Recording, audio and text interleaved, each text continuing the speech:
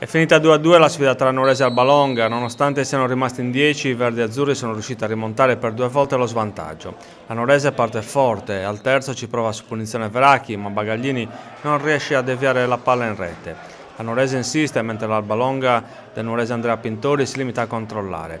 Al 14esimo gli ospiti vanno vicino al gol con Pintori su punizione, con la palla che sfiora l'incrocio. Al 15esimo la Nuorese reclama un rigore per una spinta di Panini su Pujeddu, ma l'arbitro lascia correre. Al 19esimo l'Albalonga improvvisamente passa in vantaggio sul rigore per un fallo di Pingitore su Pintori. L'arbitro espelle il difensore e Pintori realizza, anche se Frasca intuisce la traiettoria. La reazione della Nuorese arriva al 22esimo con Cadau che sfiora il palo. Al 26esimo i verdi-azzurri vanno vicino all'1-1 con Pujeddu che devia di tacco un cross di Veracchi, ma Micaloni salva sulla linea. Il meritato pareggio arriva al 39esimo per un fallo di Mioni su Bianchi. Il capitano si incarica dell'esecuzione e Fredda Matera.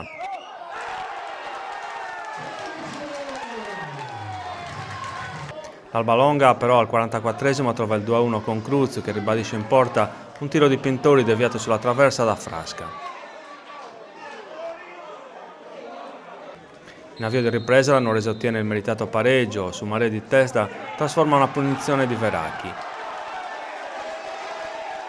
Al quarto il portiere ospite esce col pallone tra le mani fuori dall'area, ma l'arbitro sanziona l'irregolarità con una punizione dal limite. La Nuorese continua a premere, al settimo Pisano ruba palla al limite ma non riesce a servire Pujeddu in area.